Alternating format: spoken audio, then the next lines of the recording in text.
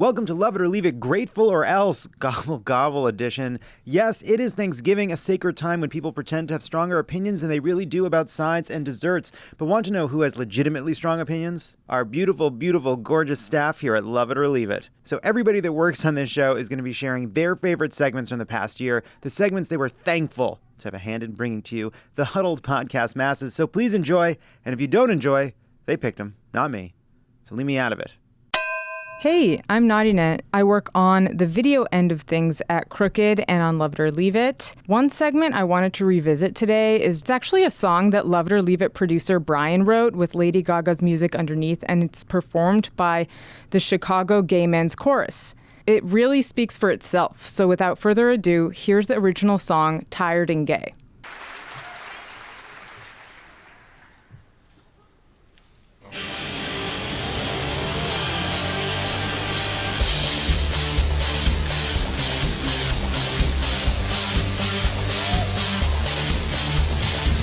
My mama told me when I was young, we should vote for Democrats.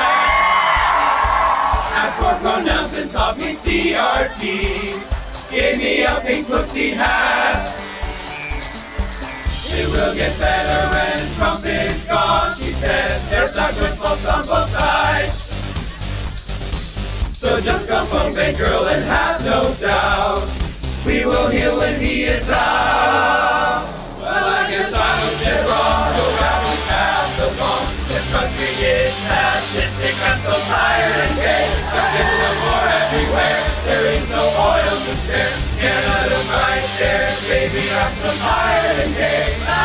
Force will take our rights away. Baby, I'm so tired and gay. Baby, I'm so tired and gay. Tired and gay. It's no gerontocracy. Baby, I'm so tired and gay. Long track, baby, I'm so tired and gay. Go watch Fox News. They hate the Jews. Is that Rudy? Then hide the booze. Go want babies? You can't refuse. Press news. But Love It is here to make you laugh, and he has brought quite a crew. After Chicago, we'll go to D.C. for a VCR cleaner let do. A different Love It is made alive. If you're here for him, you can go. Hey, hey, hey. There's no offense, I'm sure that he's great, but that is just a different show. Great audience committee into a guilty plea. How can I like this? Maybe I'm so tired and gay. Have you read Mark Meadows' text? Is getting higher the best? Hey, Kitty Thomas, you're next. I'm so tired and gay. They will die on the hill. Next gay marriage and the pill. Baby, I'm so tired and gay. Tired and gay. Just that bit and piss and piss. I got an ass you can kiss. Don't let me think, baby, you think they'll go the wrong way.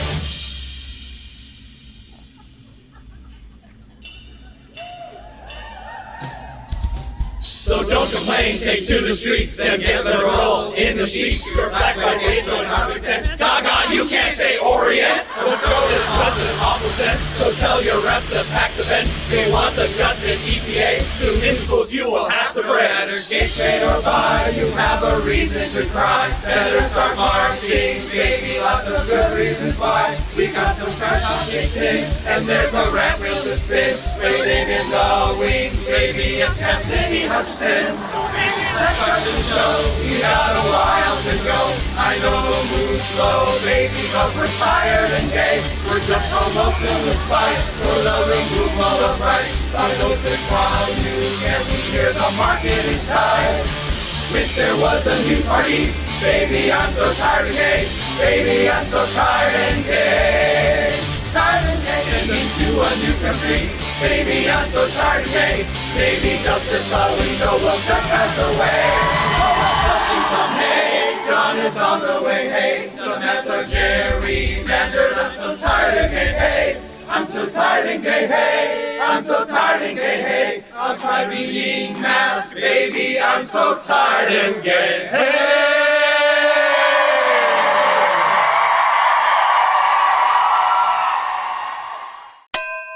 Hi, everyone. I am Love It or Leave It's producer Brian, and for the first segment that I'm thankful for this year, it is John Hodgman's Lighthouse Keeper. I loved his world building with this one-legged seagull and his bachelor's marriage to Bert, and he crushed it, so enjoy. Last year, 15 million tourists flocked to Maine just to ogle your beautiful historic lighthouses. The most tourists in recorded history, and probably in pre-recorded history, too. Weren't a ton of lighthouses before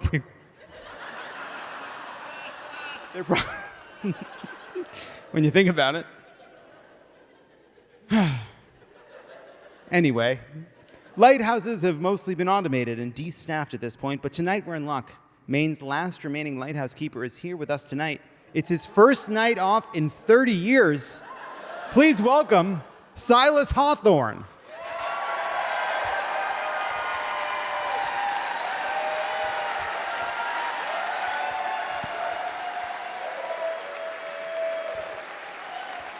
Good evening, Silas.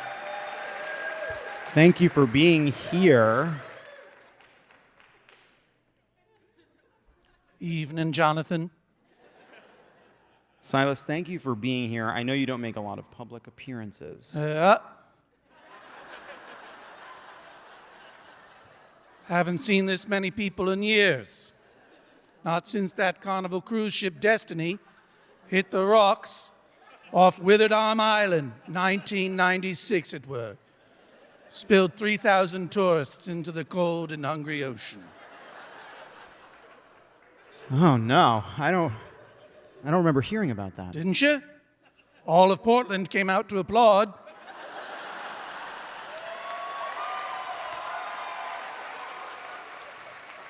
We didn't have no fancy podcasts back then, Jonathan. Guess That not. was our entertainment. Move rocks and sink cruise ships. Moving along, what is it like to be Maine's very last lighthouse keeper? Oh, no. I'm not the last. There's also my co-lighthouse keeper, Bert.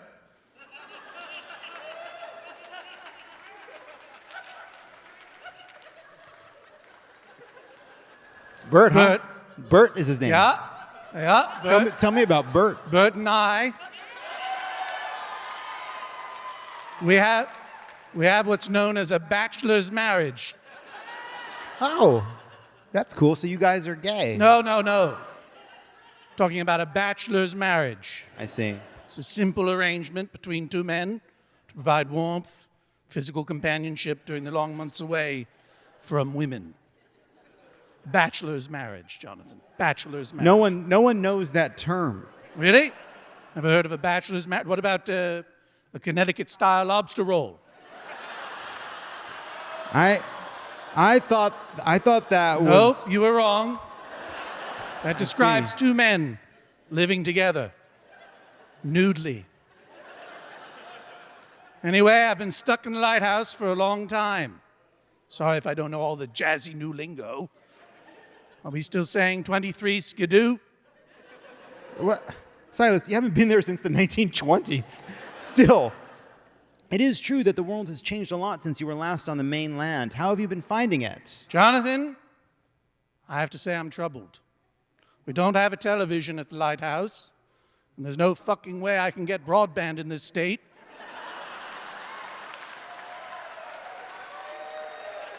But I do get the news from Jasper. Jasper? Yeah, it's the one-legged seagull who comes to me, warns me of nor'easters and interest rate hikes, so forth. Of course. Jasper's painted a bleak picture for me of the current political landscape. He reports that the party of Chester A. Arthur seems to have lost its collective mind. Jonathan, is it true that a mob of ill-groomed miscreants stampeded through the halls of Congress on the president's command? First of all, Silas, how old are you? Also, are you saying that a seagull told you about the insurrection? Yeah. Jasper has his foot on the pulse. And it's a webbed foot, so he can really feel it. Anyway, I don't like what I'm hearing. Yeah. Well, Silas, it's been a really scary time for the country. Yeah, don't care about that.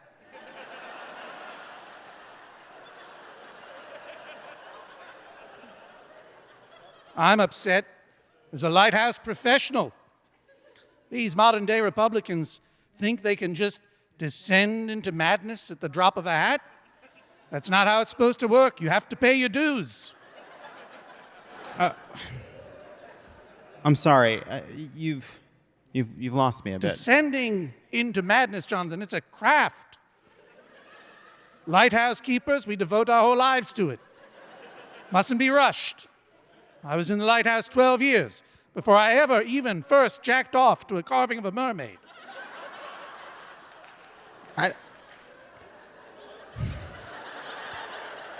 So, Silas, just, you know the term jack off, but you also say 23 skidoo. The point is, Jonathan, going full lighthouse keeper is meant to take time. It's about the journey into madness. I mean, I couldn't believe it when I heard tell of this Congresswoman Elise Stefanik. Got me awful hot. Moderate Republican until what, 2018? And look at her now, espousing racist conspiracy theories, suggesting that babies with the wrong parents be starved of formula, calling everyone in sight a pedo. That would have taken at least 20 years with the proper lighthouse technique. Where's the respect for the process, Jonathan? Yeah, I mean, she's almost as bad as Tucker Carlson at this point. Carlson. Which one is he? Which lighthouse does he keep? No, it's actually, well, you know what? It's in Canada. It's a lighthouse in Canada. Let's go with that. Yes, the maritime provinces. Admire their work up there. Some of the most unhinged lighthouse keepers in the game. You see, they put their 10,000 hours in, not like these batty, cockeyed right-wingers I keep hearing about. What's this about the governor of Florida declaring Mickey Mouse his sworn enemy? 23 skidoo to that, I say. That's first-class bananas. And I've spent the last year talking into a Bagaduce oyster. And what does that term mean? That's Bagaduce oyster? It's just the oyster that I think is a cell phone. Doesn't work. Need to update the operating system, they tell me. Right. It's update. Oh my! Look out, young Jonathan. There's a sea serpent crawling up your leg. There it is. Silas, I think you're having visions. Yes, that's right. Because as I said, I paid my dues. When it comes to lighthouse madness, I'm like Nicolas Cage. Yes, it comes to me naturally. But also, I put in the work. You also know about Nicolas Cage. It's fine. Well, I understand. Our greatest actor, probably. Many of the old VHS cassettes. The Rock. Con Air. Any others?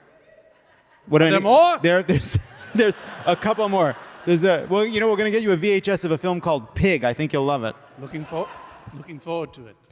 Look, I understand. Some pig. Silas, I understand your frustration with the GOP. I'm worried about it too for slightly different reasons. In your professional opinion, can anything be done about it? Well, Bert and I were just talking about it the other day. It was after we finished a bout of platonic lovemaking. And then we had a dance party. Oh, my Bert is one ducky shin cracker. Bert, I said, dripping with sweat from the dancing and the lovemaking, you see. Bert, I said. What'd you say to Bert? I suspect. Bert, I said. I suspect many of these Republican officials are faking it. With the exception of perhaps Paul LePage, I think they're just... With the exception of perhaps Paul LePage, I think they're all just pretending to be lunatics for political gain, which is even more insulting to the lighthouse keeper community. The community being you and Bert. That's right. Bert and I, my work colleague. Your work colleague. And sea wife Bert. Sea wife. And he's a ducky shin cracker, you said. Ducky shin cracker. Bert, he's got a fair eye for me, old Bert. Been together a long time. Anyway, I said to Bert, I think they're faking it, and Bert agreed with me. And at this moment, he pines for me. from the widow's walk atop our lighthouse, searching the horizon for my safe return. I'll be back soon, Bert. I'm on a podcast. Jonathan, can he hear me? Not till Saturday. Well, it'll keep. Look, Jonathan, authentic madness can't be debunked. It took me all of 5 minutes to figure out that all this outrage over critical race theory was loon shit, made up political theater, bogus, and that was just me doing my own research on my oyster phone. But when I tell you I found the spirit of Zelda Fitzgerald reincarnated as a horseshoe crab, well, I dare you to disprove it.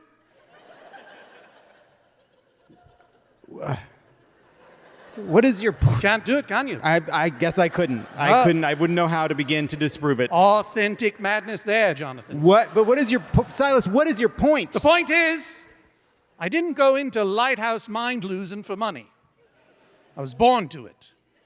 But these fakers are doing it for something else. Attention, dollars, I don't know what. The only way to stop them, though, is cut them off. End the corporate donations. Smash the right-wing propaganda music box that plays the music they dance to. Oh, it's a creepy music box, Jonathan. With a little twirling ballerina in it. Looks like Laura Ingraham. And it goes like this. Ding-a-ling-ding, ding. Ding-a-ling-ding, ding. Ding-ding, ding-ding, ding-ding. Ding. How does it go? Ding-a-ling-ding, ding. Ding-ding, ding-ding, ding. Oh, I can hear it now. Ding-a-ling-ding. I'm worried about you, to be honest. I can hear it out there in the deep. I hear the song. Silas, please don't walk into the ocean. Ding-ding-ding. I've got to, Jonathan. Tide's in and you didn't order me a lift. Farewell, Jonathan. And remember, you watch that horseshoe crab smoke a cigarette with one of those long FDR holders. You tell me she isn't America's first flapper. Silas, thank you again for joining us. And I'm sorry to hear that even living in a lighthouse can't protect you from the news cycle. At least you got to skip the pandemic. I didn't hear you. At least you got to skip the pandemic. The what now? Oh, dear. Lighthouse keeper Silas Hawthorne, everybody. I'm coming, Bert. Start up the Bluebird. John Hodgman, everybody. Everybody go listen to Judge John Hodgman. Hi, my name is Zuri Irvin. I'm a video producer here at Cricket Media, and I help shoot the shows. One segment I really liked this year was Ickuation Room with Alicia Pascual Pena and Yasmin Hamidi, two of our hosts from Dare We Say. They were very contentious. They had strong opinions about astrology. They were going back and forth. It was probably had the best reaction in the room that I've been a part of this year. And as someone who is a Scorpio and gets a lot of disdain for being a Scorpio, I really appreciate not caring about astrology. So I'm not going to say anything else. Without further ado, enjoy Ickuation Room with Alicia and Yasmin. As modern society's supreme arbiter of taste, I can admit it. Even I sometimes rush to judgment. The title of Ryan Murphy's new Netflix show is Dahmer, Monster, the Jeffrey Dahmer story. I don't know about that title. I'm still going to watch it. Billy Eichner got a pack of lesbians and Paul Rudd to run through New York and invite people to bros. I love that. Favorite film of the year. But sometimes you really need to struggle with something before you make a split-second judgment. Here to grapple with the ethical nuances of feeling strongly about everything, it's two of the hosts of Cricket's own Dare We Say podcast, Alicia Pascual Pena and Yasmin Hamidi. Come on out. You are going to sit on either side of me. Oh, gosh. Oh, my Okay, goodness. fine. This is how we're going to do it. Okay. I'll sit in the middle. All All right. the papers on the ground. Oh, Yeah. hi, everyone. Hi, Alicia. Hi. Hello. Yasmin. All right. What is an ick? And what provokes that response in you? An ick is a feeling. It's like nausea. And ick is like unacceptable for us. Like we can't do it, we won't do No. it, and we're gonna argue about it, and then our producers are subjected to having to Fight to listen the us. death for it. Is it Yeah. ever appropriate to yuck someone's yum? If they're eating something disgusting and you can't comment on it? To yuck someone's yum? Yeah. Can you yuck their yum? Absolutely. Even though my mama raised me to not do that, like unless it's like culturally insensitive, like don't be a bad person. You feel me? But unless you're like just doing something that they prefer, like I don't know, ketchup on like a ham and cheese because I saw it the other day. Judge them. Who sounds Get so out. good. I'm so sorry. They're I'm from so sorry. Toronto. Don't worry. They'll listen to Oh, them. that explains that. These, Get out with your universal health care. Okay, yeah, you guys animals win up though. there. It's just beaver and poutine. Please. I don't even know what that is, and I don't want to. But yes, it's okay. It's cheese fries with gravy. It's filthy. Ew. That sounds delicious. Oh. Oh, sorry. Wait. See, I You don't broke have a my mic. rule. Back up, back up, Culturally back up. sensitive. Okay. If you can't take the heat, don't chime in. You know. Yeah. All right. Get out the cocina. We here at Love It or Leave It are nothing if not creative, which is why we're going to play one of Dare We Say's very own games. It's time for the Ickuation Room. You already know this, but you'll each be assigned an angle and have a minute to convince all of us that a certain topic is ick or yum. We're going to give you the topics, and you're going to decide which one of you is going to take the ick side and which will take the yum side. Are you ready to be disgusted and or fall in love all over again? You'll have 1 minute. Oh, God. All right. First topic, making actual life decisions based on the zodiac. Who's taking the ick? Who's taking the yum? I think it's kind of obvious. I'm taking the ick. Yeah, good. I don't Okay. even know my Oh, big three. John. You have a minute. He's smart. So who's going first? Let's do yum first. Oh, okay. I thought you were going to say ick. Okay, so the planets were there for a reason, and we are 70% water. As humans, we are 70% water. So when the planets and stars are moving around, that means we feel something inside of us. I am a Leo.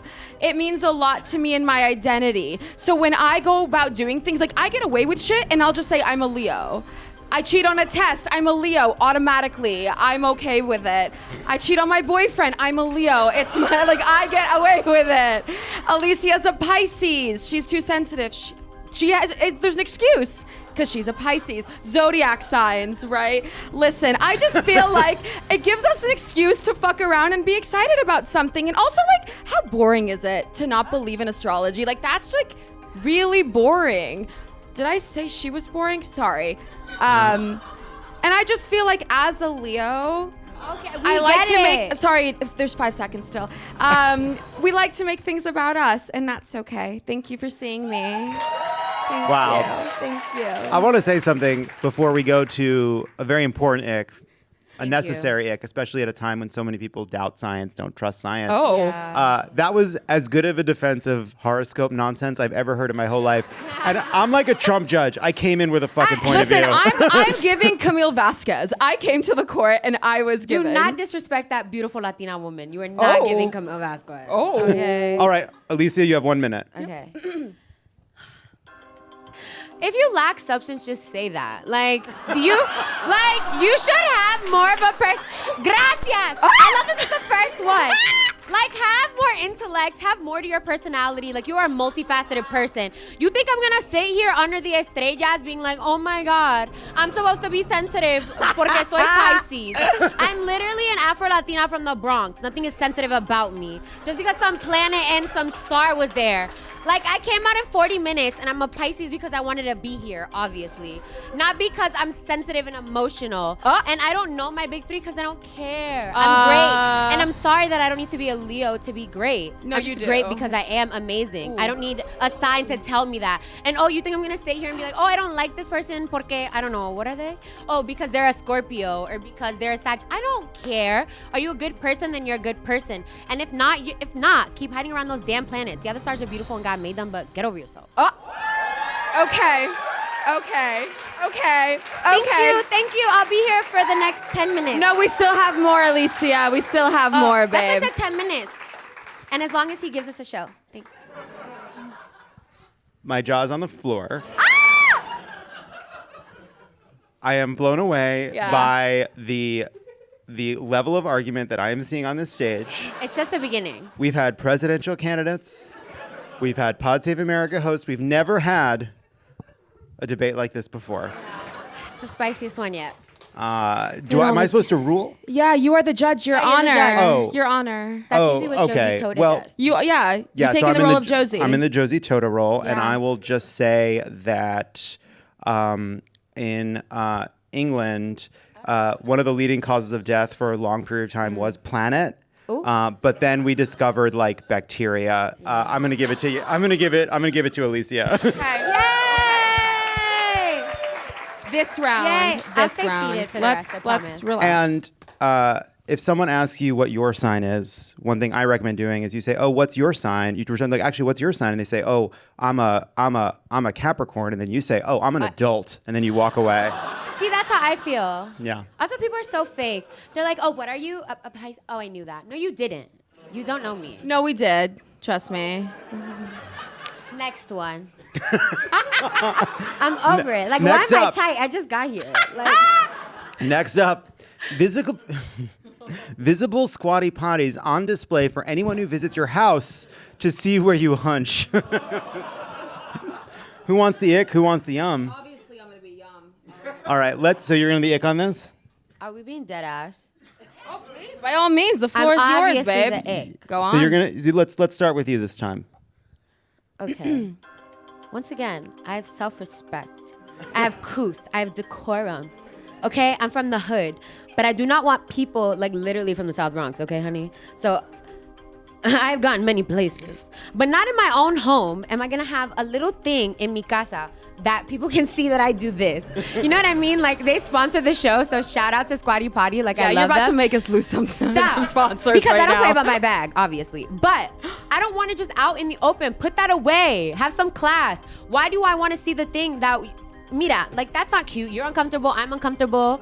Also, someone you don't know walking into your bathroom for the first time, they're like, what's that? And it's like, oh, well, like, I have constipation problems, and that helps me poop.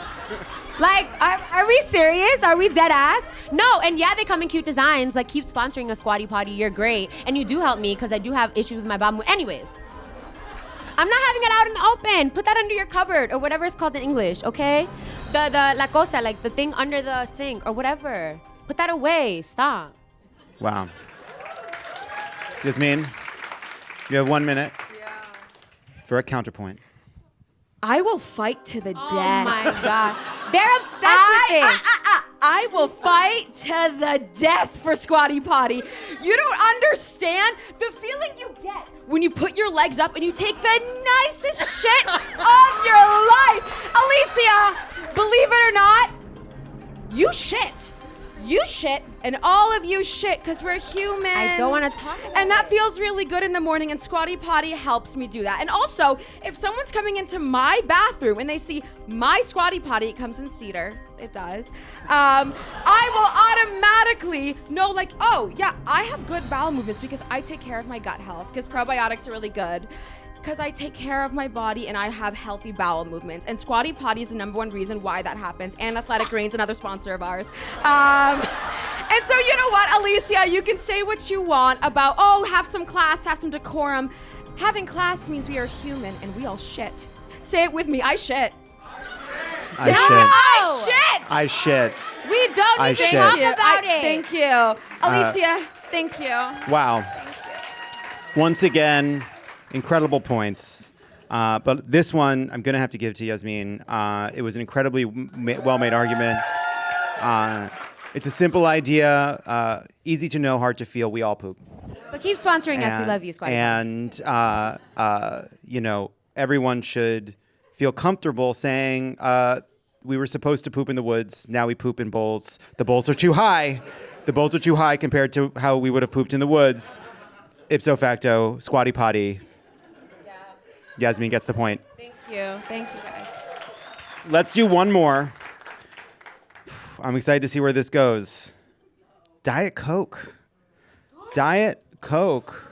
Mine spilled, John. We got who's the ick, who's the yum?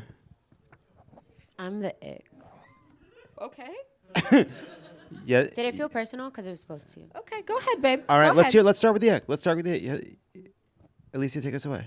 Okay. There might not be science behind this, but my mommy said it, so it's a fact. Okay.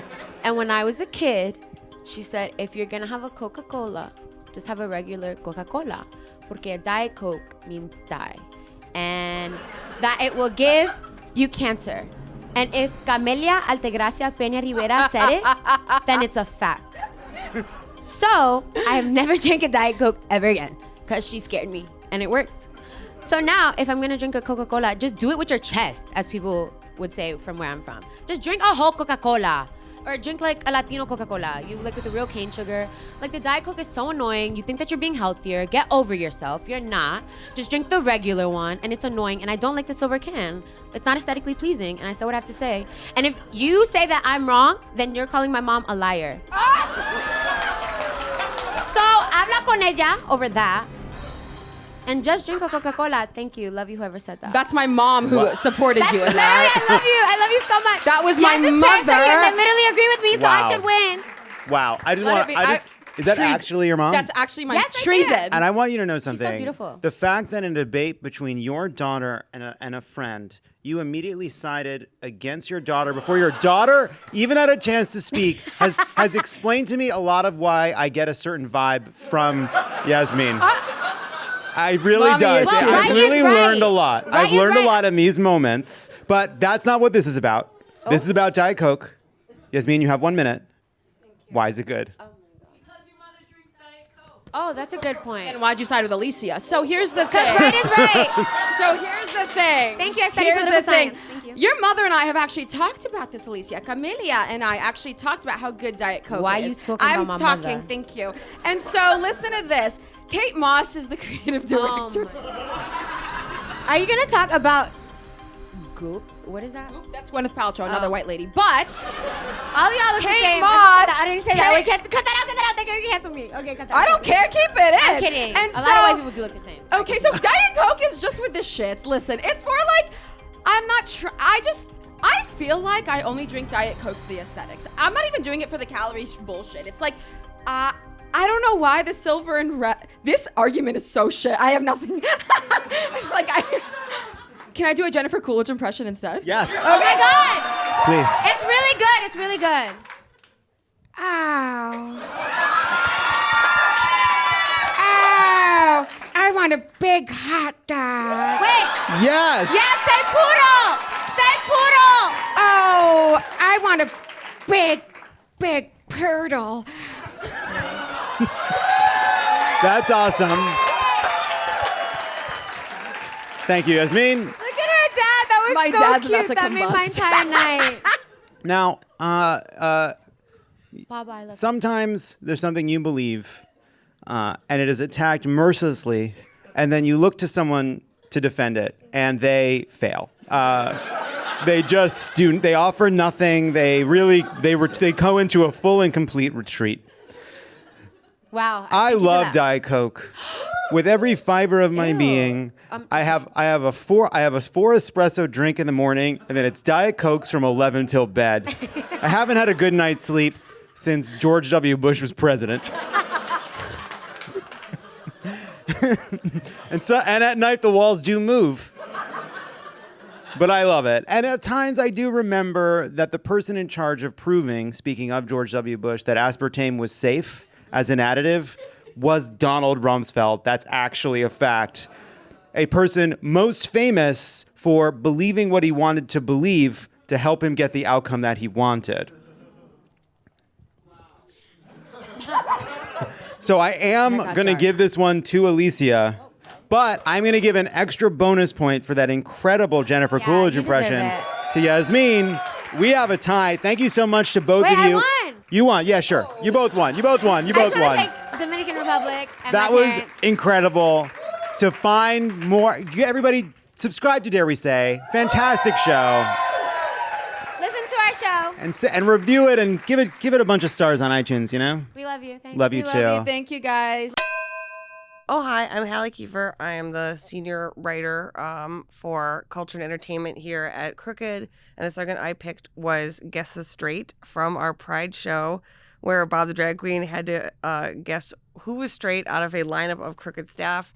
And I picked this one because we did this in the 2-week period, but where I had already come out personally in my relationship, and I think to love it, but I wasn't out at the company or out to anybody else. So it was like a very interesting liminal space to be. And also Bob the Drag Queen's super funny. And I don't know, it sort of like, it was like this moment of like, next year I will be one of the gays. But as far as everyone knows, I am a straight. I don't know. So I thought it was a wonderful segment and also personally meaningful for me. And again, Bob the Drag Queen, unbeatable. Okay, enjoy. Millennials have ruined so many things. Department stores, diamonds, bar soap. But if there's one thing Gen Z has taken the lead on destroying, it's gaydar. Someone has a carabiner clip and comfortable walking sandals. Sorry, you can infer nothing about them. Long hair and a nose ring. Have you seen Barron Trump recently? I haven't. But I hope he's out here with the rest of the young enjoying some vintage denim, a crop top, and loafers without socks, because every traditional signifier of queer sexuality is now mainstream. Here to put our theory to the test and see if he can find the straight. It's the one, the only, Bob the drag queen.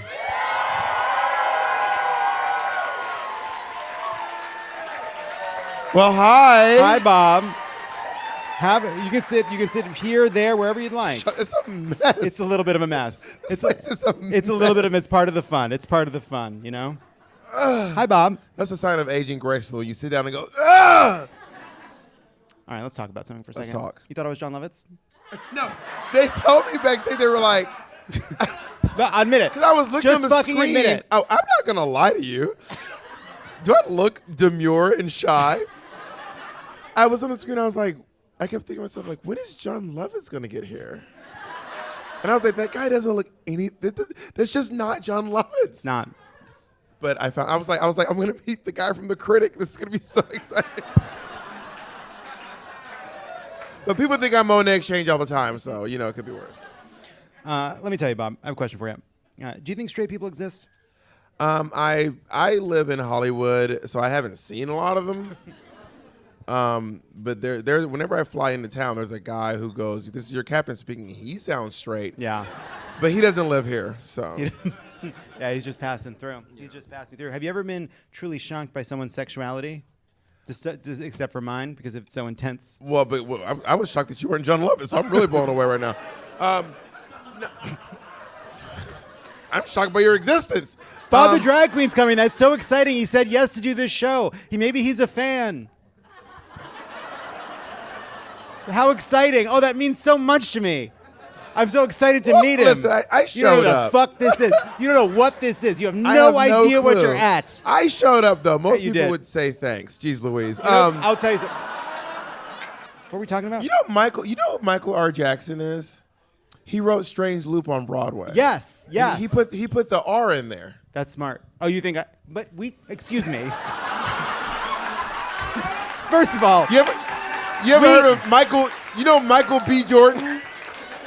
Michael was like, man, there's a really famous guy named Michael Jordan. I really got to do something. His name is Jon Lovett. My name is Jon Lovett. They are different names. We have a different name. It's not Michael Jordan's. If your name was Michael Jordan's, you'd be fucking fine. And no one can make that mistake, not even me and Aquafina. So what does your card say? What is that? All right, fine. It's time to put...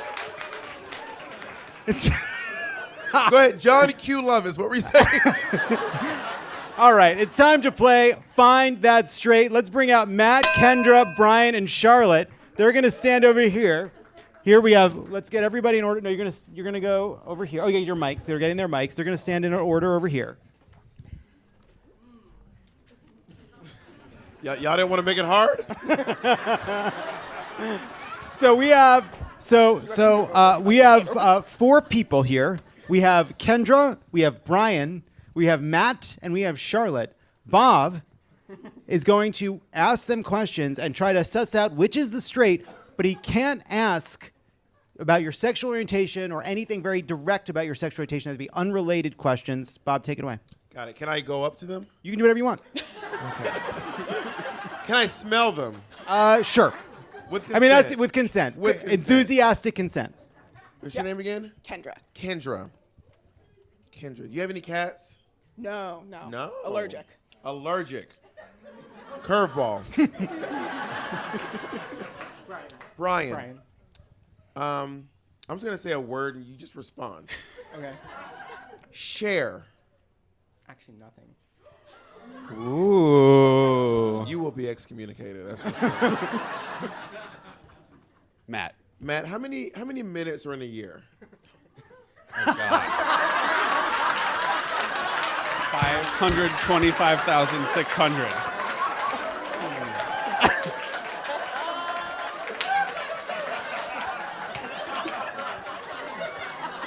Very interesting.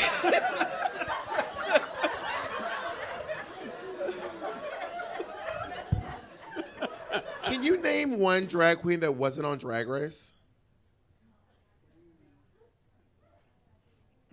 This is not looking good. Divine. Okay. Wow. Oh, you could have said anything. We would have believed you. You'd have been like, Thank you. That's a good point. Way to go, Amanda Charlotte. Jones. The famous drag queen, Amanda Jones. Should I go do another round? Yeah, do another round. Okay. You tell us when you've gotten the information you need. I mean, we'll cut it off at some point. Yeah, for sure. And I'm here to push the limits. Listen, you did not come to this show, a show you did not know what it was at all. To not push the limit. So, like, what's up with Ellen? Like, what's up? She seems mean. How much does a twink weigh? Like, what's the max? How tall is he? I'm gonna give this. He's 5'10". Well, I think he's about 5'8", 5'9", maybe. Well, I'd say This random twink. It's not about you. Just this random twink is about 5'10". Well, he's been going to the gym, so 120. He's 120.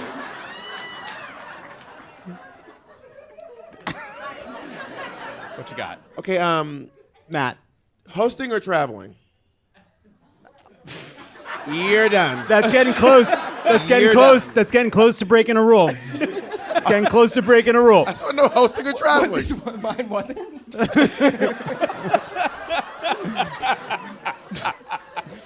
Facts. All right, Bob, you can ask Charlotte one more question, then you're going to have to make a decision about who is the straight. What's your favorite comedy special? Wow. There's one really gay answer. It's like a really old Cat Williams special that used to be on Comedy Central. The gayest answer is Nanette. Yeah. Yeah. Yeah. Yeah, that's fair. Yeah. One last question. One last question. To who? To who? What's the gayest color? Like the gayest color? Go down the line. Everybody answer. What's the gayest color? Kendra? Lavender. Lavender. Brian? Like a pale orange. Pale orange. Matt? Pink. Hot pink. Like rainbows? It's actually cerulean. The answer we were looking for was cerulean. It's not lapis. It's not turquoise. It's actually cerulean. Bob, we're going to need an answer here. You're going to have to pick which of these four people that stand before you. I'll remind you of their names. We have Kendra. We have Brian. We have Matt. We have Charlotte. Who is the straight? You thought it was easy. You said, why haven't you given me a hard one? That's how you began. I did. Those of you listening in right now, you can't see what I'm seeing. Why don't, But why don't you? You can also rule people out if you want. You can rule people out. One of them looks like they chop wood and has a neck as thick as their head. Jesus. All right. Well, so I'm gonna say you are queer. I am so straight. Kendra's straight. I am so straight. I should have known. Wow. Who did you think? Yeah, wait. Who did you think was straight? Her. Charlotte? Or no, No, Matt. Matt? I'm gay. Matt is so gay. Matt, you're gay? I'm gay. Matt didn't know how many minutes were in a year. Come on. He knew how many minutes were in a year. That was a But giveaway. the color was hot pink, and that's what really threw me off. Come on. You think a straight man could tell you how many Do you minutes know how many minutes in in a year? 526,600 minutes. That was wrong. She's a Incorrect. Wait, sorry, that was wrong. Wait, 525,000. It's okay. Yeah. It's not a good Or you can show. also measure in sunsets and midnights. It's and not a cups good of coffee. show. Ain't just, Whoa. you say not a good show? Whoa. It's about to be Kendra, hold on. Hey, she's straight. She doesn't know any better. I saw Into the Woods in the Womb. You almost started a Stonewall riot. Now, to be fair, in your defense, the movie's not the best, but we're talking. Gay people are never talking about the movie. We're always talking about the play. We're talking about the play. Thank you all for your time. When we come back, everybody listen to Sibling Rivalry and go to Bob's website for more of his upcoming dates. When we come back, hot takes. Bob the drag queen. Thank you guys. That was great. That was so great. Hey, it's me, Malcolm Whitfield. The segment I am thankful for this year was Lovett's interview with Malcom Kenyatta from our live Philly show. It was super inspiring. It was super great to see someone living in their truth so unabashedly, someone who's working to make sure his community is properly represented. Big Fetterman supporter as well, brought a lot of people to the polls. It was just a great interview, a great show. I don't have anything super entertaining or funny to say about that, sorry, but enjoy this. Enjoy the segment. Here's Malcom, Kenyatta, and Lovett. Here to talk about the future of a Mastriano-free Pennsylvania, it's your state representative, Malcom Kenyatta. Hi. This is the thing we're doing. You've been having some fun. We've been having fun. The Good to creative see ya. process. This is it. It's good to see you. Good to be seen rather than viewed, as they say. Better to be seen than viewed, I think. Do you agree with me? This is a sandwich town, not a cheesecake town? Cheesesteak town, you see what I'm saying? This is a cheesesteak town. It's a cheesesteak town. Thank you. Thank you. I'm used to getting the fewest votes. Hey, come on. So a lot of the national focus, as we were just talking, has been on the governor's race and the Senate race. But for people listening, there's a real opportunity this year to take back the legislature. Can you just talk a little bit about why this year in particular gives us a chance to flip the legislature for the first time in a number of years? Yeah, so we have a chance to flip the state house because of redistricting. You know, this was, I heard Josh mention our incredible future Speaker of the House, Joanna McClinton. And she and Jay Costa, you know, went through and actually got us like a fair map. I don't know, it's this crazy idea where like voters could pick their elected officials and not their elected officials pick their voters. I know. Crazy concept. I know.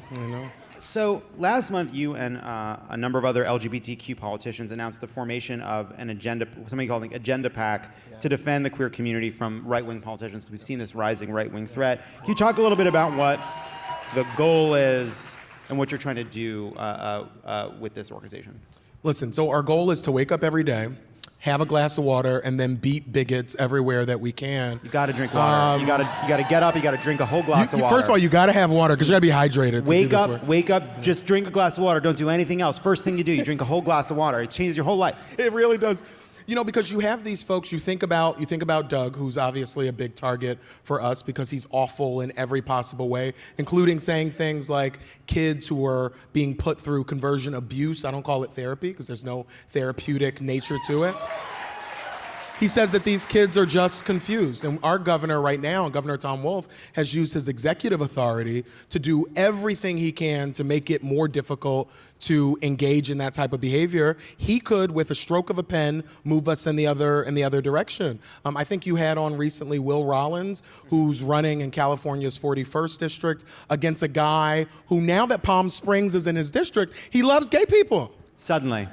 I know. Didn't like it for a very long time. But Palm Springs does that to people. Maybe he went and like it changed him. Yeah. You know, the clean air, the hummingbirds, it does that. You know, he wrote his book about that. It's called Eat, Pray, Hate. But then he stayed at the Sparrow and everything changed. That's a specific hotel.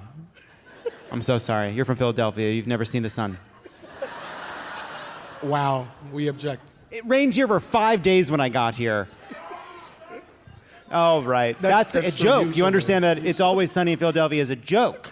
That's why it's called that. It's not true. Well, it's nice to see you on my last visit to Philadelphia.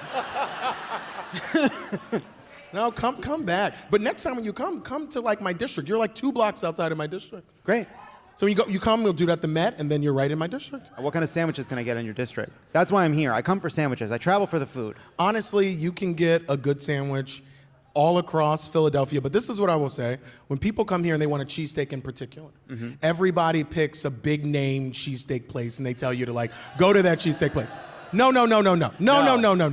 You go to the corner store, you go to the corner bodega, okay? You just find the most like corner store looking corner store and you walk in and you go to the back and the guy's behind the glass and it's like bologna at the bottom and he's kind of listening to you but not really listening to you and you have to like fight to get your order out and he's already kind of over it and then you know that is the sandwich that's gonna. I appreciate that. I understand that. That's how it works. Can you talk a little bit about the status of the fight to pass gun safety legislation in Pennsylvania and some of the work that you're trying to do there? Yeah, so unfortunately, the status of that, if we don't win back the House and Josh is not elected, is very bleak. You know, you have Republicans right now spending a lot of money putting up ads, using the word crime, but the reality is they don't give a damn about crime. They don't know anything about living in communities where people are actually suffering from gun violence, from gun crimes, and it turns out that people who live in communities like mine in North Philly actually care a lot about us reducing the amount of gun crimes. And they understand that we have to take a holistic approach to this, including doing something about gun safety. The issues of ghost guns, for example, have become a real pariah. We're seeing them pop up more and more and more. We just had a shooting at my high school alma mater, Roxborough High School, where five kids were shot. One, Nicholas, was murdered. And it's heartbreaking to think that Nicholas would be 15 today. He'll be 15 today. And to see these constant school shootings, and you have folks who are committed to doing everything they can to make it more likely, not less likely, that people get their hands on guns. For example, Pennsylvania passed, and thank God Governor Wolf vetoed, a permitless carry bill, which we know makes it more likely that you see the types of gun deaths that we need to be trying to stop. So, we've seen this across the country.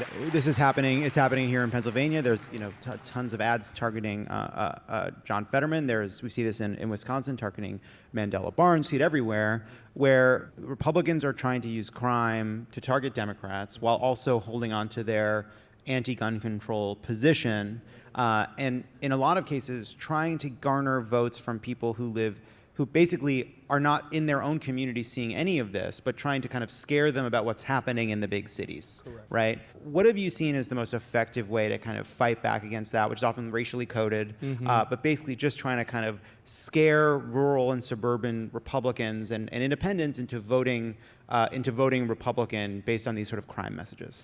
So you know what? A part of what I've learned is that we have to show up to places where there are not a lot of folks who necessarily share our experience. And I mean that both ways, not just people from the cities going to rural communities, but folks in rural communities come into the city as well. I mean, since the primary's been over, I've been to 30 plus counties, all types of communities, where I can promise you I have increased the population of black gay kids from North Philly with locks by 1,000%. Nice. By virtue of walking in there. But I will tell you what I find all the time. I was just in Wayne County, in Hoensdale, and you walk in and there's this moment where people are like, okay, you are not from Hoensdale. And then there's this second moment where I get to talk to people about why I'm here, why I'm in this. I grew up here in North Philly. My dad was a social worker. My mom was a home health aide. They were the best parents in the world. John, they just didn't like each other, so they got. And that happens. That happens sometimes. They got divorced when I was pretty young. I lived 6 different places by the time I graduated high school. Got my first job at the age of 12, not far from here, washing dishes at 4th and Spring Garden. And I buried both of my parents by the time I was 25 because they didn't have the type of health care that everybody deserves. And so for me and everywhere I go, there are folks who are having that exact experience. And what happens is when we don't know each other, it's very easy to fill that void with the worst possible idea of who you are. It's very rare that you don't know somebody and you're like, I bet they're great. Usually you think the opposite of that. And so when we show up and don't allow, Doug Mastriano and his ilk to fill the void of who we are and actually talk to people about who we are, I think we can beat these folks anywhere in this Commonwealth, and I think we're going to win. Hey, it's Narineh again. One segment I wanted to revisit today is Jon's conversation with Adam Conover about toxic masculinity and how it basically hurts everyone, including men. Shocker, right? As you'll hear, they talk about a variety of things, including Adam's wild experience on Joe Rogan's podcast, how ridiculous Halle is, but what makes this segment special is that Adam kind of stops the theoretical vibe of the convo and shares with the audience a personal story about how growing up in a society with arbitrary norms and pressures for men influenced him directly. So here's that conversation. This week, Republican Senator Josh Hawley from the good state of Missouri spoke with the National Conservatism Conference in Orlando, saying the following. Can we be surprised that after years of being told that they are the problem, that their manhood is the problem.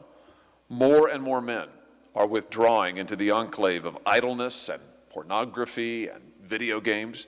Of course, the senator is not the only conservative flagging video games as a signpost for the end times, where men are concerned. In his 2017 book, The Vanishing American Adult, Nebraska Senator Ben Sasse blamed video games for making kids softer, chiding the 5 million Americans who he claims play 45 hours of video games a week. Here to discuss all of this, the most masculine, macho, manly gamer I know. He makes Jason Momoa in Dune look like Timothée Chalamet in Dune, and he's sexier than either. Welcome back, Adam Conover. Hello. Hi, Adam. You're giving me some. I think we're doing that. I don't know. Thanks for having me. Where do I sit?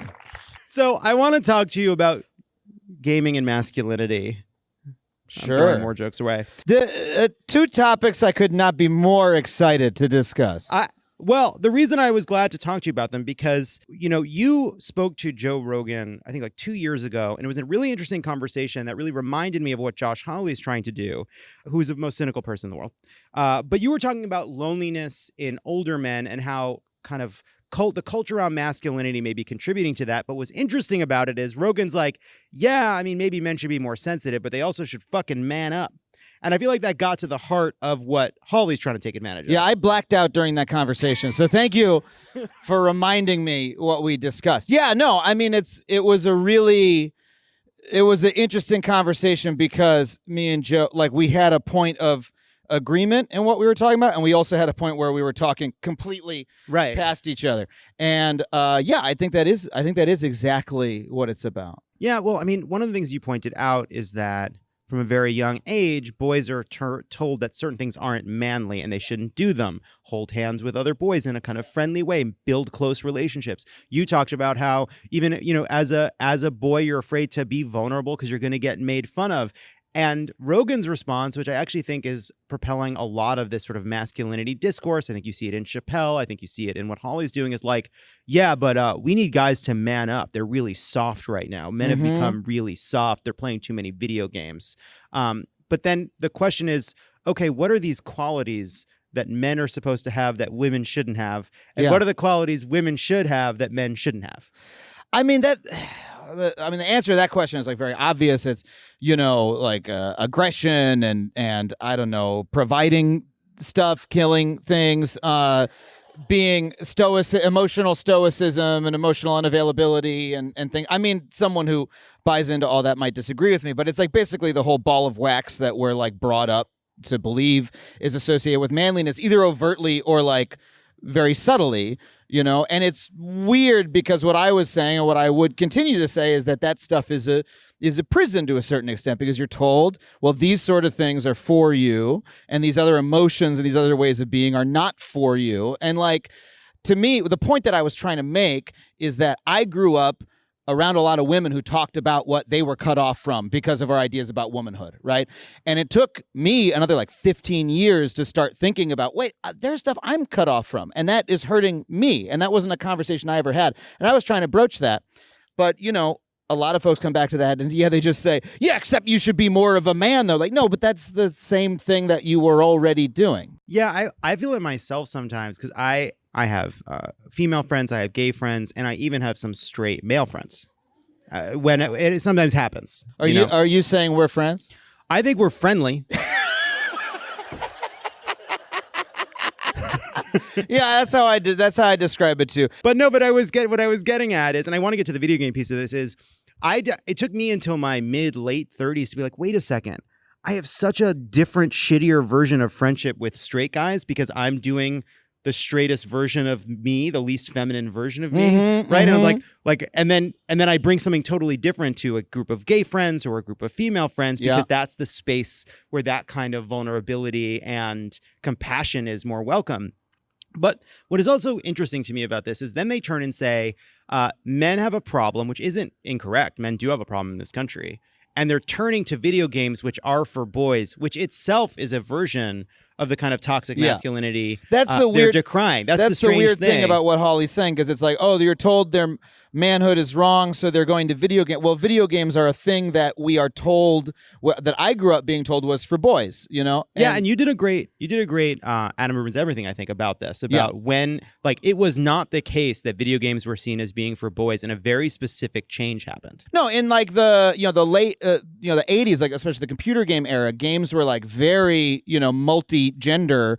In that, for instance, Roberta Williams, who is like a great game designer for Sierra and did the King's Quest games, she was like one of the first great gaming superstars. People like that, like there were real, games were for adults. When Nintendo though started making games, and this is one version of the story, there's a lot of different ways to break it down, but when Nintendo took over the video game market, they sold specifically in toy stores. They left kind of the Radio Shacks of the world and they went to toy stores. Toy stores were very much boy and girl aisle, and they kind of just chose an aisle. They also, probably went in a direction that more boys were playing the system anyway, but that's because boys are given like computer toys at a younger age, that sort of thing. But it was really with the start of Nintendo that the masculinity of games themselves developed, and it wasn't, it was like sort of a weird conditional thing of what capitalism did. It's not like one gender likes interactive electronic entertainment more than the other. No, they just advertised to boys. Yeah. And then, they made games that had objectified women in them. They made it about shooting and cars. And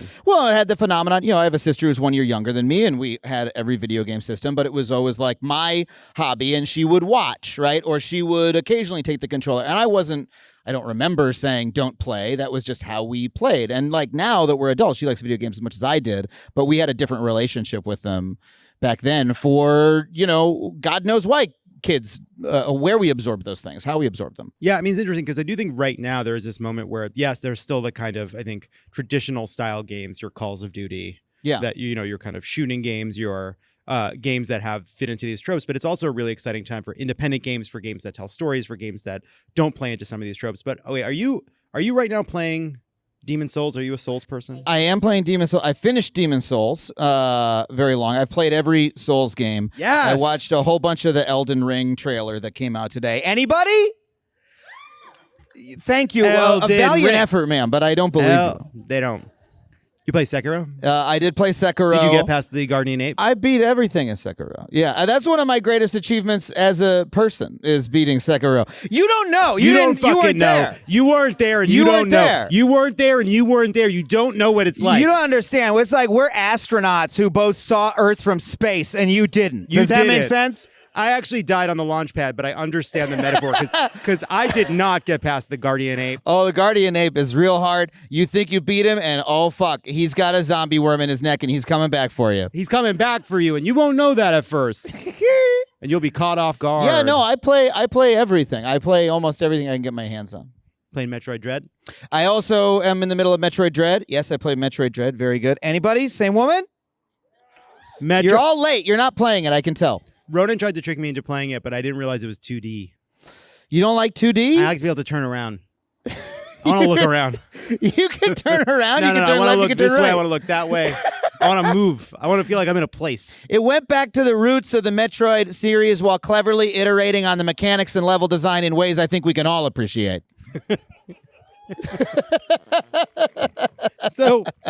So Josh Hawley, obviously, one of the things that Josh Hawley is playing into with this kind of nonsense is there really is a crisis that men are going through right now. That on the one hand, as he points out, I think as you pointed out on your show, is that there really is a problem of loneliness among men, especially older men. There is a crisis around jobs. And then there is this larger conversation around gender in our culture that is very destabilizing for a lot of people. People like Joe Rogan take advantage of that. I think Dave Chappelle is taking advantage of that. I think Josh Hawley, a demagogue, is taking advantage of that. What was the reaction when you started saying, when you kind of confronted some of those norms on Rogan? Like, what was the fan base like when you're like, actually, some of this stuff you're talking about is pretty toxic? Oh, I mean, they weren't happy with me. No, I mean, it was very interesting. I got, I had to batten down the old Instagram comment hatches for a little while, but a lot of people, everybody listens to that show. Like, seriously, you would not, there's a caricature of people who listen to that show that's very easy to indulge in. But the truth is, it's extremely popular, and tons and tons of people listened to it, and tons of people reached out and said, "Oh, that really resonated for me. I really appreciated that," And then a lot of people just said, like we spent a good part of the interview talking about like the false dichotomy between alphas and beta males, right? And how this is not real. This isn't like science. This is just it's a framework that I happen to think is harmful. It's also not true. And just a lot of people were like, "Yeah, you're a beta though," and it's like hard to argue with that, And like, that's a pretty beta attitude about it. That's the difficult conversation, like it's, like I said, we found points of agreement and points of not. Like there's attributes that we have historically associated with maleness. Those are not necessarily bad attributes, right? The problem is that we as men cut ourselves off from other good things that we should have, like close companionship or things like that, to our detriment, and that we, some of the things that we embrace can also hurt and injure us in ways that are like hard to understand. And like, I've really experienced this. Can I tell a personal story? Please. As a kid, we had this, when I first met, one of the first toys we had as a kid, me and my sister had a Hello Kitty like little kitchen set, right, with like a frying pan and stuff like that to cook. And growing up, I was like, that's my sister's Hello Kitty kitchen set. And it was like a very iconic toy I remembered from my childhood, but I labeled it as my sister's. When I was like 32, we were watching childhood VHS tapes, and we're watching a tape of Christmas Morning when I'm like 3 years old, and I open it. And I open the Hello Kitty kitchen set and I say, "Oh, yeah, it's what I wanted. It's a kitchen set." And I go to start cooking, right? And I was like, "That was mine." My parents were like, "Yeah, you wanted that. You asked for it. You wanted to cook." And I was so heartbroken for myself, right? because why did I, like 2 years later when my memories began, stop understanding that was mine? The truth is I love to cook. I love to cook for my girlfriend. That's like a nurturing thing that I like to do. That is a emotion and a way of being that like I was just sort of subtly in ways I didn't understand, pushed away from. And that's like a harm. And, unfortunately, as many times as you explain that, people will go, "Well, you fucking hate men, though," and some people will they hear it as that, and I don't know. All you can do is try to say it over and over again, and try to say it better next time, and try to really have that communication. And with Rogan, we got halfway there and not all the way there, and it was an effort on my part. You can tell me whether or not it worked, but The reason I wanted to talk about it is in part because like I see what happens when Josh Hawley says something like this on Twitter. He gets exactly what he wants, which is completely kind of content-free denunciations on Twitter. And obviously what he's doing is saying, hey, there is a problem with men. There is a conversation about masculinity. I'm very intent on making both of these things worse. That is my goal, to put blame on liberals and leftists and then make both of these problems worse. Do nothing to address what is plaguing men in this country and contribute nothing but harm to a conversation about what masculinity is or isn't. But we need to have this conversation because clearly it's resonating with a lot of people. Yeah. Because I don't care about Dave Chappelle, but I do find it really interesting what that audience is laughing at and loving. And you get a sense of there's this anxiety and insecurity about manliness and masculinity and what it means to be a man and what it means to be a woman. And we better be ready to have that conversation in a way that kind of people can understand. It all comes from pain, and it's just a question of how we address that pain. Like I remember going on like the Reddit, the seduction Reddit, the pickup artist Reddit, which is still around. And, that was a very fun thing for us to all make fun of for like a decade, right? But I remember at the height of that, I would go look at it and it would be these guys saying like, yeah, I ran a B system on a real HB9. They'd have all their codes and it's like all this stuff, right? God. And then you'd read between the lines and realize this is like a 19-year-old at college who is like very anxious about talking to women, right?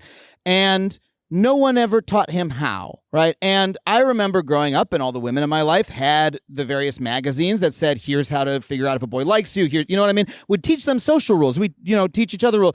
And a lot of men are not taught that. I was never taught that.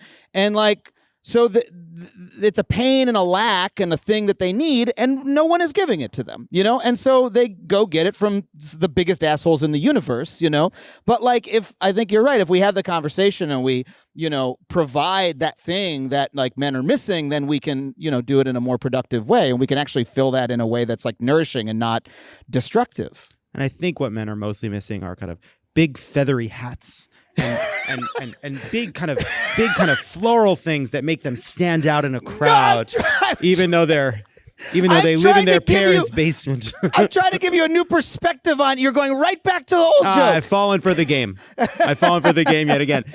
Before we go on to the next segment, where do you stand on daylight savings time? What's your stand?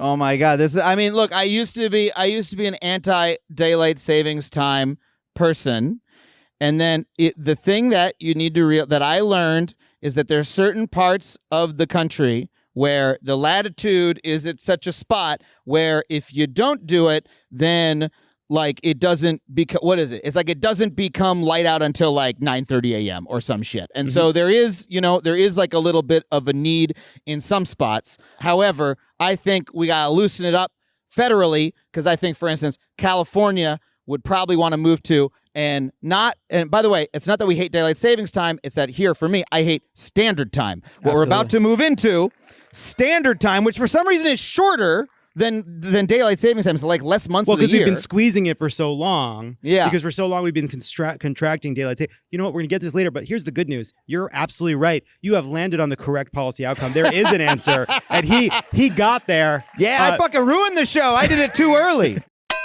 Hey everyone. For my second segment that I'm thankful for, it is from our Pride show, and it is when River Butcher, Travell Anderson, and Zach Noe Towers were assigning gender to random objects. I was working on a Crooked show with Duolingo at the time, and so I had words on the brain and I had gender on the brain, and they just did not disappoint deciding if a bubble was a boy or a girl. Gender. What a puzzle. Anyway, here to solve it, it's Travell Anderson, River Butcher, and Zach Noe Towers.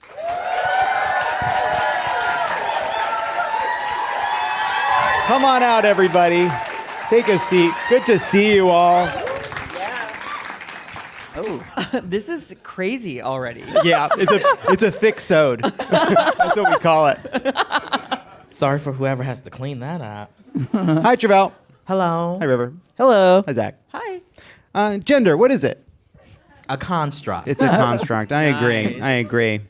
So we've been grappling here at the show with the fact that languages have gendered language about inanimate objects. How do we gain a new novel understanding of gender when it's baked into the croissants, the pupusas, the mooncakes? Depending on what language you speak, all sorts of objects can be girls, boys, you name it. Travell, River, and Zach, you are here to choose the definitive gender for some very common items in a game we're calling It's a Noun. Fabulous. Well, look at that beautiful art. I hope that explosion didn't kill anyone's grandmother. All right, now, this one is easy. In Spanish, shoes are your father tapping his wingbacks impatiently while watching your school musical. It's masculine, zapatos. And look, he's not wrong. It's not good and you were terrible in it, and you'll remember this sound forever. Meanwhile, in Italian, shoes are purses you wear on your feet. Because they're feminine. Appropriate. Mm-hmm. Which one's right? Zach, I'll start with you. I say the masculine. You think shoes are men? Anything that you can easily get poop on is man-based. Okay. Yeah. I got to go with Zach on that one. Whenever there's poop flying around, that's dudes, for sure. Yeah. As a person who has now visited both public restrooms, that is 100% true. I feel that. I see what you mean. What do you think, Travell? So initially, before you gave that riveting response, I was going to go with the scarpe. Mm-hmm. Is that how you say it? I don't know. I was socially passed through Spanish class for 7 years so I could go to college. Wow. I retained nothing. They called me the king of the cognate. Because I could only pull words that sounded like what they were in English. At one point I was caught because I said el vacuum, and my teacher slammed a ruler against the blackboard and said, aspiradora. So I don't know. Noted. Okay, well, I was going to go with that. I love the idea of a purse for my delicate feet, you know? Mm-hmm. But then, shit in men, I mean.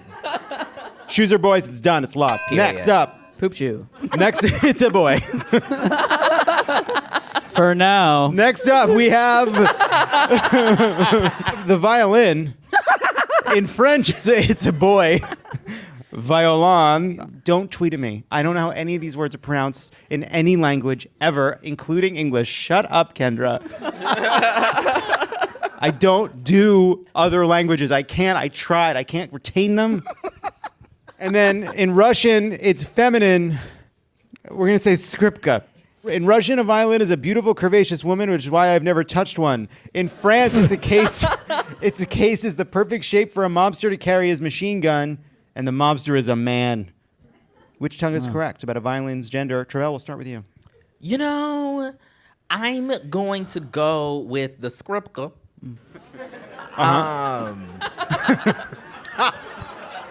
Feminine. You think a violin is feminine? No, I think that's the masculine. No. Look at there is a hard rock man holding a violin on screen. That's the man. The skripka is the lady. You sure? My producer Brian's telling me. Look, it is a construct, but I'm just saying. I mean, but I thought we were choosing the gender. We are choosing gender. We are choosing the gender for sure. That's the point. You got that. Nailed that. But skripka is feminine.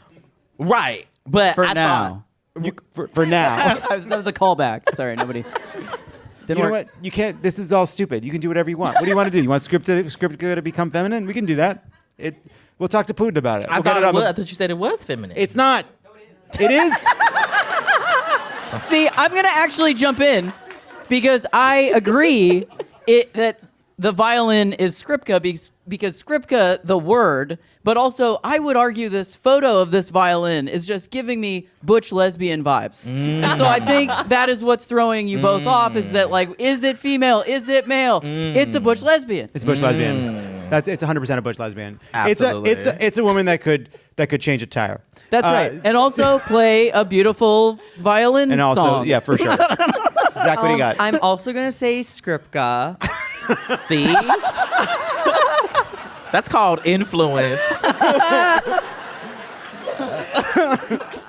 Because while it oftentimes sounds quite shrill, it's ultimately very beautiful. All right, everybody, give it up for Zach. You won't be hearing from him very much in the future. It's a girl. Next up. In Yiddish, a bubble is a tiny little grandpa. While in Polish, it's mass transit for Glinda the Good Witch, and no one ever pisses on this train. Which gender is the right one for a bubble? In masculine, blaz in Yiddish, feminine, banka in Polish. Let's start with River. Okay, great.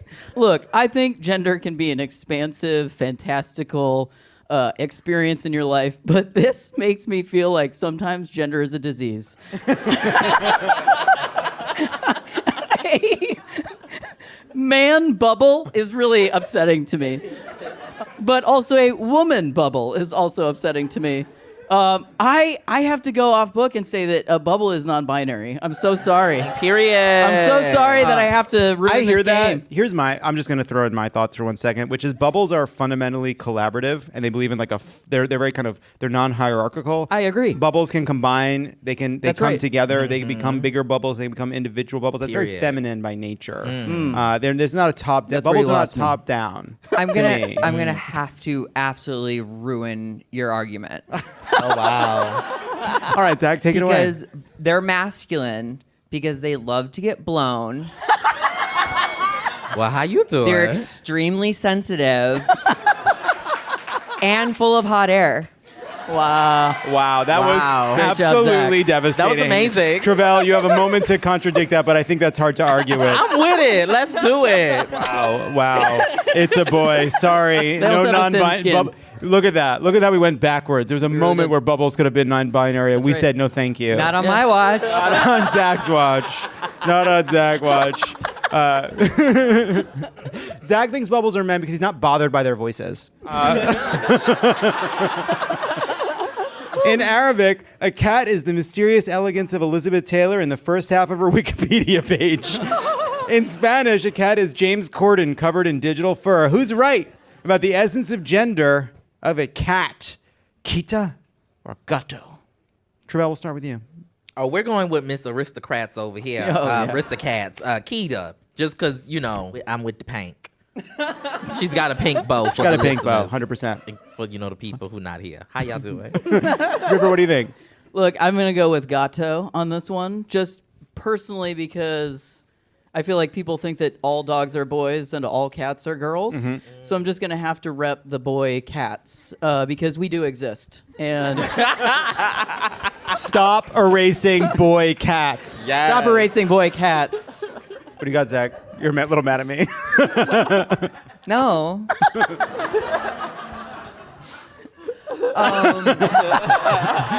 He's picked up a brick. I was really curious, what's the gender of the brick? Bricks are non-binary, I think. That's There we right. go, I yep. think that's right. I'm gonna say Kita because like the females are sophisticated and smart and elegant and really good at hiding their shit. Wow, that's tough to argue with. That's. I have to say, Zach is bringing a level of kind of like debate to this that we're not honestly none of us is able to match. Deep social beyond my commentary. range, okay. So I think we're gonna have to give it to Zach on this one. It's Kita. That's that. That's that. To be clear, I think I have a shrill voice too.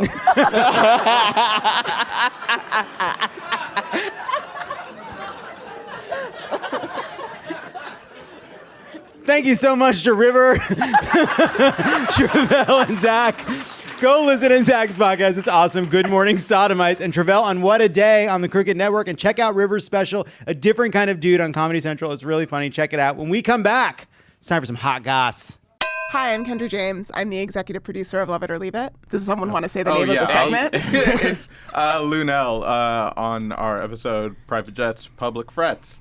I chose this one because it's very fun to see Lovett off guard, and I think we all keyed into that. And also, Luenell is something of black royalty. A legend. An absolute legend. I worked with her one time doing stand-up, and it was very much the same ordeal, like just watching her work with the club manager, too. So it was sort of reminiscent to me.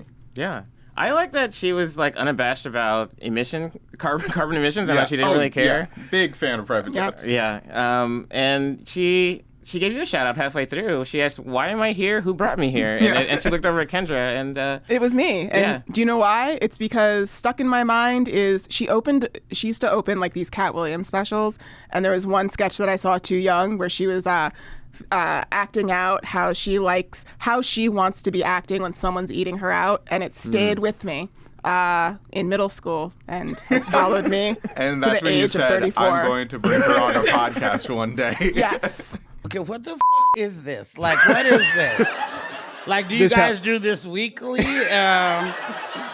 Is this gonna be on the internet? I don't know. I just go where my publicist tells me to go, and I don't know where I'm at or what I'm doing.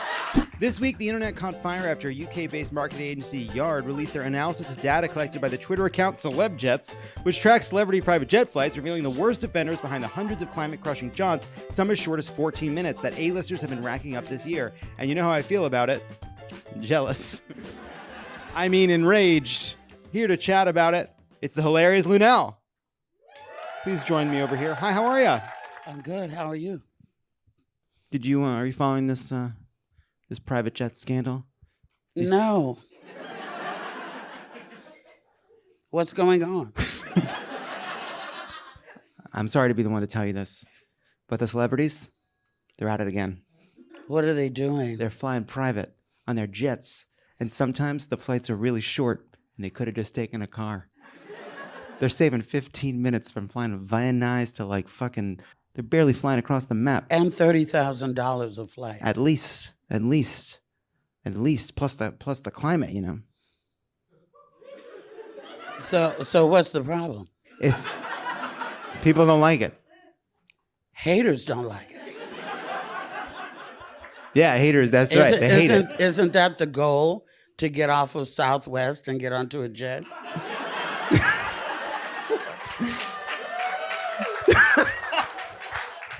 Look, all right, look, just between, obviously.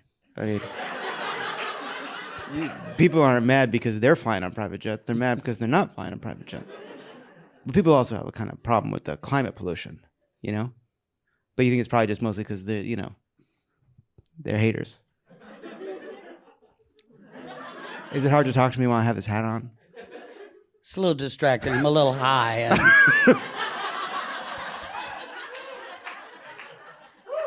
I fly private. Must be nice. On other people's planes. Yeah, other people's planes. People, they lease these planes. I think Kylie Jenner does own her plane, though. And sometimes you can tell whose plane it is by the tail. They'll have the initials of the people on the tail. What else do you want to know?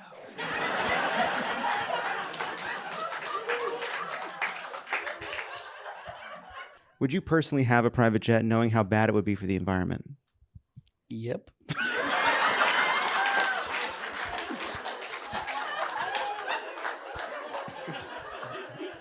It was fucked up when I got here. What am I gonna do?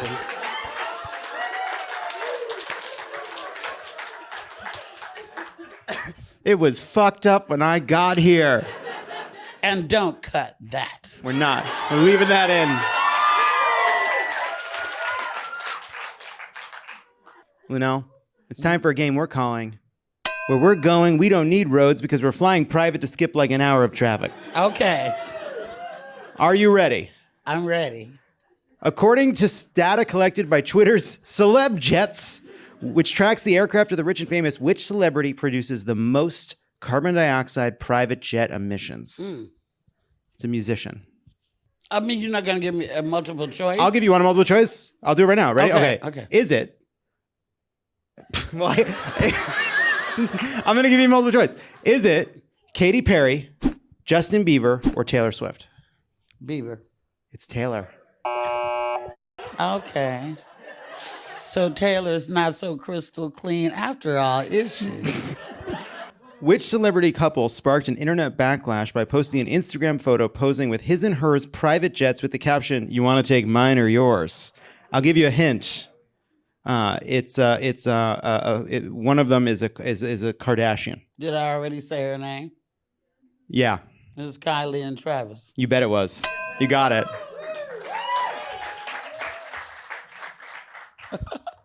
You're doing great. Can I throw the next one down? Card, you mean? Yeah. Yeah. I'll hand it up 1 second. Of course. Nothing would please me more. Here. I don't know. I'll, when this one's done, I'm sorry. Of course you should. You're a guest here. Taylor Swift, the top offender in this year, so far accounts for how many times the annual emissions of a standard schmo? What? I don't know. I throw that fucking card down right Here, throw now. that one. Throw that one. That was a stupid question. I threw it. It's 1,000 times. I need to do that over again. Nice. And it came back at me. It came back at you. Came back at you. What the fuck? Though we can't prove it. Who in our hearts and minds leaked the information that led to Taylor Swift being named the biggest private jet offender? Who snitched on her? Yeah. The fuck do I know? How the fuck do I know? If you don't give me multiple choice. The correct answer is Kris Jenner. Here's a theory. Kris Jenner leaked it because she knows that. This is a theory. This is just a theory. We're just making it up. Because here's the thing. It's not a real quiz. It sort of is a real quiz. It's not real answers.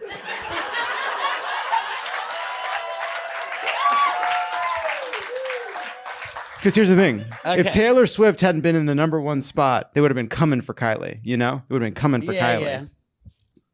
But hasn't Jon Travolta been flying a fucking whole 747 for like 40 years? Yeah. He gets on he every once a week. Like, Once in a didn't week. Elvis have a plane before him? And James Brown?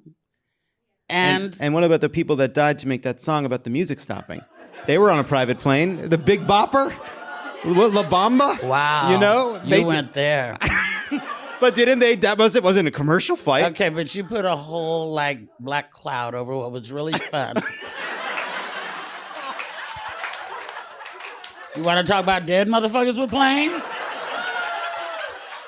God damn.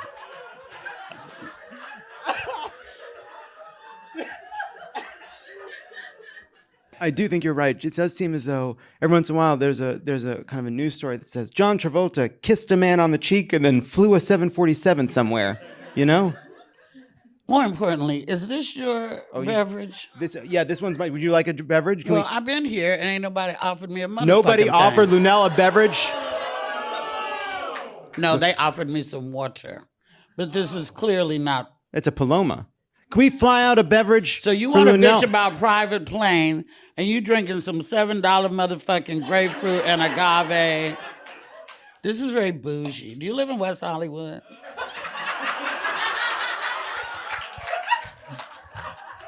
I recently moved to the east side. Okay. So. It's coming.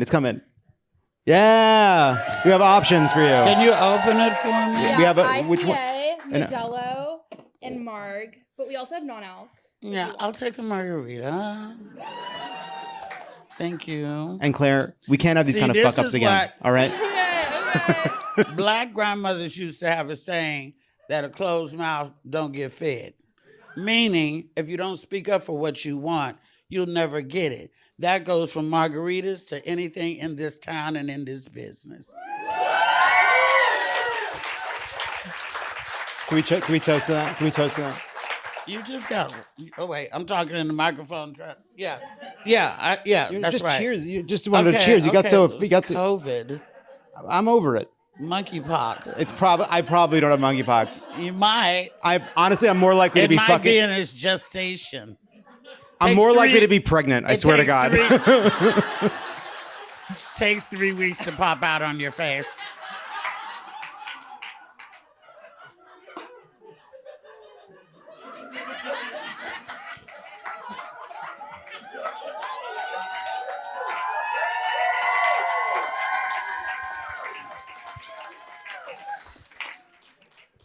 Thanks. Luenell, Drake recently faced backlash after his private jet logged a flight from Hamilton, Ontario to Toronto. How long was that flight? Was it... Okay, go. Was it 14 minutes, 34 minutes, or 64 minutes? 34 minutes. It was 14 minutes. He took a 14-minute flight. Watch what you say about Drake, though. He can do what the fuck he wants to do. I'm trying to get at Drake. I'm trying to get at him. I will ride him for 14 minutes. How about that? How about that? How about them apples? What's up, Drake? Where's the camera? What's up, Drake? What's up, Drake? How long would that same ride have taken in a car?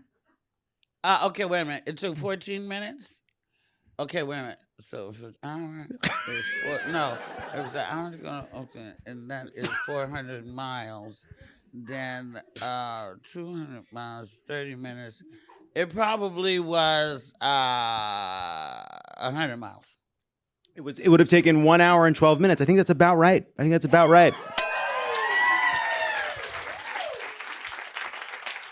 Drake tried to defend himself, claiming that he wasn't actually on the short flight.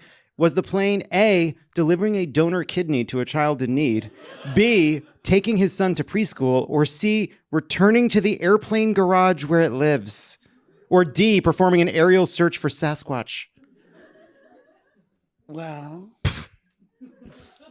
it was probably just going home to Yeah, the garage. it was just going. It was an empty plane going to the garage. Yeah, I won again. Oh, shit. Final question. What celebrity has the shortest average flight? Is it A, Travis Scott, B, Steven Spielberg, C, Oprah Winfrey, or D, Kelsey Grammer? Oh, Steven. It's Travis Scott. His average flight length was 7 miles. He's taking really short flights. I think he just likes to fly. Well, he's so ugly, he should be on a private plane. I said it. Too ugly to fly commercial. That's right. Put it on his tombstone. What did Warren Buffett name the Berkshire Hathaway private jet? Is it A, the Glacier Melter, B, the Indefensible, C, Mr. Zoom Zoom, or D, the 2 degrees of Celsius warming over pre-industrial levels? Okay, I cry racism. Why don't you ask some questions that black people know? We don't know no fucking shit like this. I barely know who fucking Warren Buffett the fuck Nobody is. knows this. Okay, so I don't know. I quit. Look how belligerent I got after half a margarita. Maybe I better top this baby on. You won the game. What do you want to talk about? You ask questions, whatever you want to do. I don't want to. If you don't want to answer those questions, I don't want you to have to answer them. No, I don't mind doing whatever. What my main question? Remember, I had a question. That's what I want to know. Okay, what the fuck is this? Like, what is this? Like, do you guys do this weekly? Is this gonna be on the internet? I don't know. I just go where my publicist tells me to go, and I don't fucking know where I'm at, what I'm doing, what this is. I just saw a witch backstage. You got on a hat. It's fucking August. I don't get it. I don't understand. Typewriter theater. What the fuck is going on? I don't understand what I'm doing, actually. That was a few questions, actually. Okay. So, first of all, I'm glad to be here, by the way, because thank you for asking. I do stand up, so I love a live audience. We love and them. I started in theater, community theater, just like this. So this is like this feels like I feel like I'm doing inside the actors theater. When you get to heaven, what do you want St. Peter to say? I wouldn't put my money on that one. So, I came up through the 70s. I don't know if heaven. I don't know. We don't know. Well, thank you for being here. Let me. So this happens from time to time. You're not the first guest to not understand where they are or why they're here or what this is. Where is this going? Is cameras over there? There's some cameras, but Where's it's this gonna air at? It's a podcast. Oh. So it's a podcast. We also put clips on YouTube and social media. Okay, you guys gonna tag me? Yeah, we'll tag you for sure. Would love to tag you. We're huge. We definitely I need a good tagging too. We all do, as evidenced by my lack of monkeypox Corona risk. shut my whole sex life down, and now the monkeypox. Shit, I don't know what to do. Everything I do got a glove on it. You know the gas pump is nasty AF. Yeah, I mean, I have a Tesla, so I don't get gas.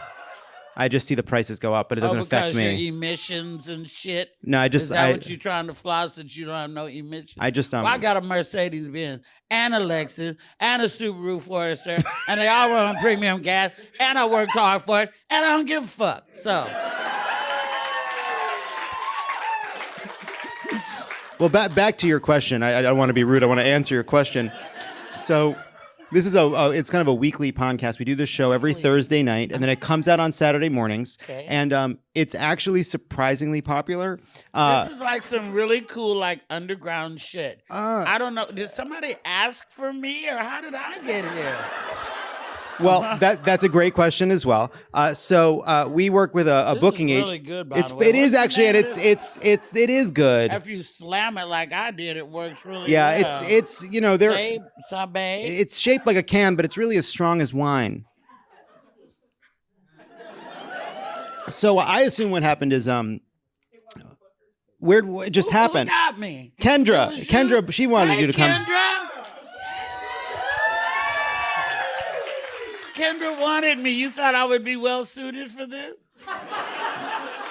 Kendra grew up with you. She's a huge fan of yours. She's awesome. Thank you. Is there anything else you want to know about what's happening? Just like, is there any pay? I think nothing. Obviously, nothing that will matter to you. Yeah, but I want it. You'll get it. We got it. We still pay guests, right? Yeah, we pay guests. We're a serious operation. Cash, please. I like that dirty, nasty cash. Can somebody send Claire, the intern, to an ATM? Luenell wants cash. She gets cash. Okay, I have one more question. Mm-hmm. So, like, can I come back? Of course you can come back. This has been an absolute delight. Luenell, you've won the game. Incredible. Thank you so much for being here. What a delight. Such a fan of yours. Thank you so much. Luenell, everybody. That was so much fun. Kendra.